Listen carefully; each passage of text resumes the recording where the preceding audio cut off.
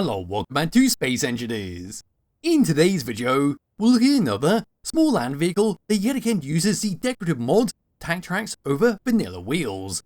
So this thing sitting right behind me has a very long name called the Z10x10-S3-SK Pathfinder, which is this lovely thing all the way over here. So this is a very unique vehicle which I'm surprised wasn't more popular on the Steam Workshop. Looking at it right now, it seems to have just been buried and forgotten over a year ago. But no, this has a very unique design. It's usable in survival mode if you want to do that. And like I said, it's using a decorative mod. So if you don't want to use the mod, if you want to use it purely vanilla, you can still do that and it'll work all perfectly fine. And we'll go like this, press F10, find its full menu, then we'll go from there. So the Pathfinder is 281 small blocks using a couple of the DLC packs. We've got Contact, Heavy Industry, Warfare 2, Automatons, and Wasteland DLC packs. We see up to here there's a rough terrain vehicle. You can see up to 5 people. Got a cargo container, medium cargo container, survival kit, O2H generator, hydrogen engine, and then an electronic suite to improve performance. Not too sure what that means. I'm just presuming it's got a battery and a programmable block to micromanage that.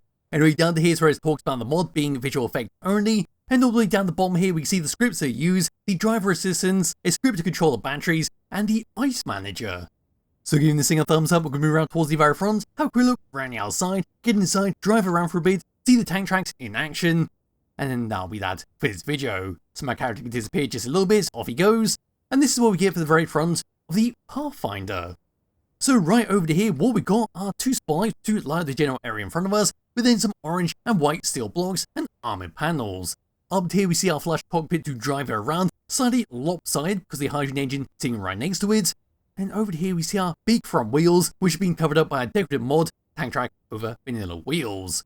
Onto the sides, here we go, so we see how our wheels at the front and the back have been separated. Got a large one and a small one, then 3 small ones. Onto the main body over here, bring the sunlight back around just a little bit, that'll do quite nicely. We then have a medium cargo container, then our O2H generator behind some access panels that we can open up and then just go inside, dump stuff off if we need to, take stuff out if we need to, and all of that.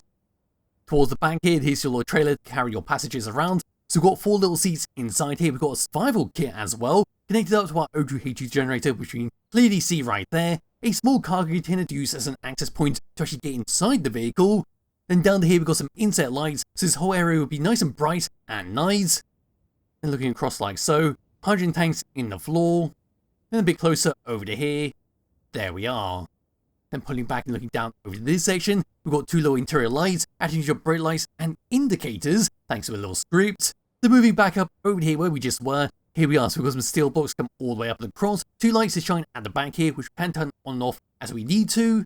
Then moving up and looking down, here we go, so we clearly see our medium cargo container right there. Some barred windows come all the way across over to our flush cockpit. Over to here's your hydrogen engine to give yourself a nice bit of power, and of course to top off your batteries. Back over to this section looking on the side.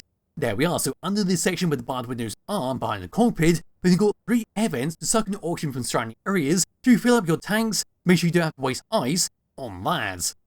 Onto this side, and on the opposite, instead of having our O2H generator to open up, we've got the back of our survival kit with 2 access panels once again that we can open up and play around with. Nothing going on behind there, nothing we can interact with, but it's there for some role-playing purposes. Looking as a whole on this side, there we are. Back to the opposites. There we go. As a whole from the top.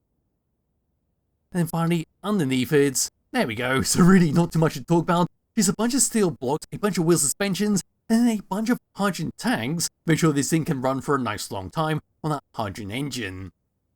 And with that, that's a brief look around the outside of the Pathfinder. It looks bloody glorious how it's been set up. I do absolutely love this optional mod. It looks so good on so many vehicles, to the point that you don't even need to build around it. Just take your land vehicle of any kind, doesn't matter when you build it, slap this mod in your world, attach on the optional mods, and it'll just give it a nice visual upgrade, especially if you're on a desert planet, especially if you're on Pertam. It does work very well for those planets.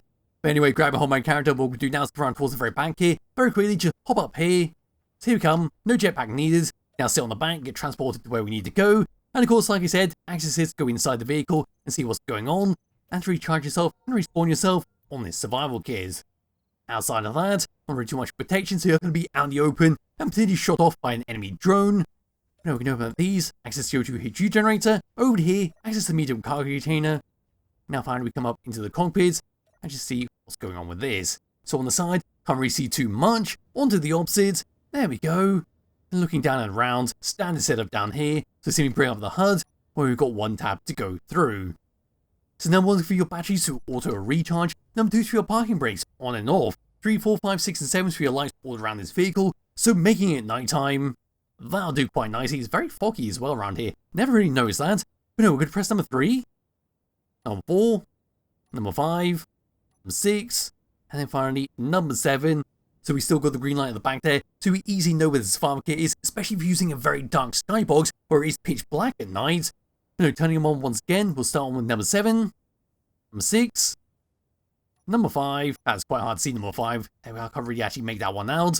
Turn them on, number 4, and then finally number 3, there we are at the very front. Bring the sunlight back around once again, there we go, and our last control is our air vents to turn them on and off. Onto 2, 3, 4, 5, 6, 7, 8, and 9, we've got nothing else. Now it's time to undo the parking brake and drive this thing around. So here we go. It's not going to be the fastest thing in the world, but it's going to be bloody stable and look absolutely glorious thanks to that mod. And in the first person view, we can see it turning around there, which is absolutely fantastic to watch. At the back there, looking at the rear wheels. There we are. And it does seem like we are capping out at about 40 meters per second, which is perfectly safe and fine for a small land vehicle on pretty much any terrain.